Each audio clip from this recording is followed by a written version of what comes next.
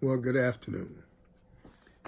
This is the older guy, and this is part 2 of the back to school video. First part, I told the story of how the Lord worked in my life when I made the decision to take a step. What I want to do now is sort of broaden it out to at least a little bit about my thoughts about making these kinds of changes in your life. When I was about 11 or 12 years old, I read a book that happened to be in the house called The Power of Positive Thinking by Norman Vincent Peale. It's a classic. It's an excellent book. And I sort of have kept it in my mind throughout my life, especially when I was younger. But what I have come to experience is that or perhaps even more important than positive thinking, is positive actions. That's right. You can think about something, have it on your mind for years, but until you take a step, nothing's going to happen. And when you take a step, that is when you find out that perhaps God has a plan. Let's say you've been thinking about going to law school, and you've been thinking about it for several years now. Do you realize if you've been thinking about going to law school for 3 years, you could have gone to law school and be finished by now? And along those lines, something just occurred to me. I don't know, I'm going to state this as an absolute rule, but there are 1,000 exceptions. Don't tell people about what it is that you are thinking about doing. Do it. Talking to people relieves the tension. It relieves the drive, the motivation to actually do it. You can talk about going to law school and the pros and the cons, and you feel good. Now, have you gone online or whatever it is to take the law school admissions test? Have you gone online to get the application? Looked at the catalog? No. Stop talking about it and do something. Now, you might say, I would say, well, that's such a long way to go from where I am now. Yeah, that's true. It's a long journey. Don't think about that. Now, this is also going to sound strange, but at least for me, I have found I don't have to pump myself up to think that I'm going to do this, because most of the things that I've accomplished in my life, I didn't think I could accomplish when I started. I don't think positive. Generally speaking, I'm not a real positive person. I'm kind of negative. I'm a worrier. When I went back to junior college, I had no idea that I could apply to senior college in a 4-year school and get in. In fact, I did not believe I was going to get in. But to kind of appease my mentor, I went ahead and got the application and filled it out and got the recommendations. See, these things, the law school admission test, the graduate record exam, the MedCat, LSA, SAT, all of this stuff, these are obstacles. They are at least in part designed to weed out people who don't want it bad enough. They're designed to discourage you. Don't be discouraged. When you get the application, put it aside for a little while. Then pull it back out or pull it up on the screen or whatever, and just put your name on it. Just type the name field in. Then put it away. But keep moving. Take a step. And then another step. And then another step. Because you don't know what might happen.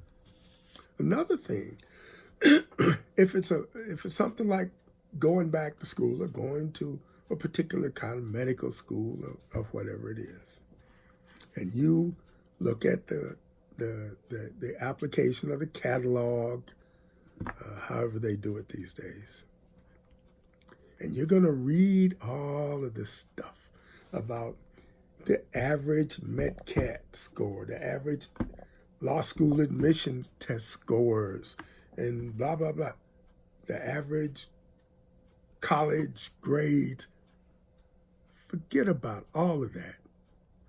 Forget about it. First of all, a lot of it isn't even true, because as we're finding out now, the legacies don't have to have all those great scores. The development cases, which are athletes put forth, admitted by the development office, the money-raising office, no, they don't have to have all of those great scores and all of that great stuff. If you're a legacy, you're probably going to get in. So forget about all of that. Maybe that's got nothing to do with you. You do what you can do, which is fill the paperwork out. Because I'm going to tell you, when it comes to applying to schools, there is only one bit of information on that application that is important. Only one. And that is the deadline. Get it in on time. Get it in by the deadline. Well, it costs, hundreds of dollars each application. Ask them to waive it. Most schools have a provision to waive application fees, and many schools just do it automatically. In other words, when these things come up, put your head down and lean into the wind and keep moving forward, little by little. Because you don't know what's going to happen. You never know. Now, I'm going to mention something else about schools. I know most about law schools. Okay. This is going to sound real snobbish, but it happens to be true. There are about 3 tiers or 3 levels of law schools and colleges and graduate schools, but law schools I know about. 3 tiers. There's tier 1, the lowest tier, tier 2, middle tier, and tier 3, the top schools. And You can see the ratings in magazines. I can't think of that one that rates schools every year, but you can see which are the top schools: law school, Yale, University of Michigan, Princeton, Harvard, University of Chicago, Northwestern. All right, I'll tell you something about these schools. The higher, the better the school, the lower the attrition rate. And that's real important when it comes to law school. Because there are schools at that lower tier that flunk out 25% of the first year class. And that's way too much stress and pressure and work to go through to end up flunking out. But they'll do that, flunk out 25, 30% of the first year class. Think nothing of it. Middle level, a lower percentage, but they flunk people out. But the top level schools do not flunk people out. I'm telling you. Top level colleges, they don't flunk you out. If you're at a top level college and you're about to have a nervous breakdown, take a year off and go to Europe. And hitchhike around or whatever. But they're not going to flunk you out. First of all, they're not going to flunk those legacies out. I guarantee you, the top level schools, they're not interested in that. Once you get in, you are a member of the club. And they will do everything they can to keep you in. And the top level schools have the most money. Harvard, what, $40 billion endowment or something like that? So they got financial aid, they got money. When I was admitted to U of C, I didn't have any financial aid. I didn't have any financial aid package. So when I would get the bill from the bursar's office, I had the money. So I don't even remember how much it was. It was ridiculous. So I just ignored it.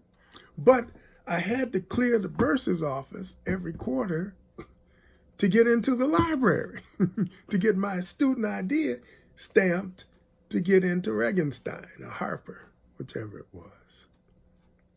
So I would go to my advisor, whatever, and say, look, I got to get, and I remember one time, and he opened my file and said, well, you haven't paid your tuition.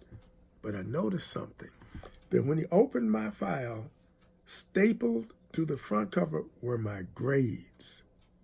And my grades were pretty good. I thought to myself, they're not going to flunk a black student out because he can't pay. They're not going to do that. And they would say, okay, bring in all your bills. Because I rented a house, so it looked like, well, you live in a house. You know, I don't live in a dorm or anything. So I rented it from a good friend of mine. For almost nothing a month, I brought in canceled checks. I brought in my utility bills. Anyway, we went through this 2 or 3 times. And finally, they just gave me some money. They gave me money from something called a Class of 1914 fund. The Pullman Foundation gave me some money. He told me, go over to the Pullman Foundation and apply. And I qualified for the Pullman Foundation because I had gone to a high school that was in something called the Pullman District, where a lot of Pullman car workers had lived. It's a long story, but the point is, they got the money. They got the money together. Don't worry about the money. And if, you know, This is what you want. You come out in debt, well, you come out in debt. Cross that bridge when you come to it. Listen, it could be that you are postponing the blessing and the plans that God has for you. What is that? I know the plans I have for you, plans to bless you and so forth. You might be putting it back, and God's waiting to help you. I was watching years ago a preacher named Creflo Dollar one day. I was watching Creflo, and Creflo said that day, you know, I woke up this morning and I was feeling so good about my ministry and what I had accomplished and how the ministry has grown, and I was feeling good. And he said, God spoke to me, and God said, you know, you weren't my first choice for this ministry. You were number 3. Those other 2 guys didn't work out. Look at King David. Saul was king. Didn't work out. You don't know. You don't know what God has for you until you reach out, until you ask. What's that song? God's got a blessing for you. You can have it. Reach up and grab it. I'm not just preaching prosperity, preaching positive. This stuff is work. You got to do the work. You get the application. You got to fill it out. You got to pester people for recommendations. You got to go to class.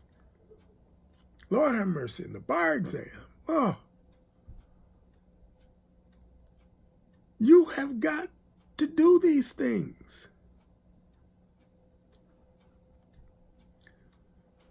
But you can't do them until you've done the things before the next thing you have to do. Just take a step. You do not know what God has for you. He might have big plans for you. The mystery of the free will of man versus the sovereignty of God, it's a deep mystery. Now, I believe when it comes to salvation, it's all sovereignty. If your name is written in the Lamb's Book of Life, you're going to be saved. You know, Paul didn't have any choice in the matter. God knocked him off his horse and blinded him and said, go down and see this guy. But when it comes to things like we're talking about now, I really believe in other things that I've experienced. I actually believe that when I was working in that factory, I could have stayed in that factory. But when I took a step and went over to that junior college and filled out the thing and quit my job and went back to school, then God moved. Lord have mercy, did he move. It's almost like he just came down. You know, when God really moves in your life, he doesn't leave any room for you thinking, well, this is just a coincidence or this. No, this is me. Nobody's getting the glory for what I'm doing in your life. Just make sure you give him his glory now. Well, I won't belabor these points.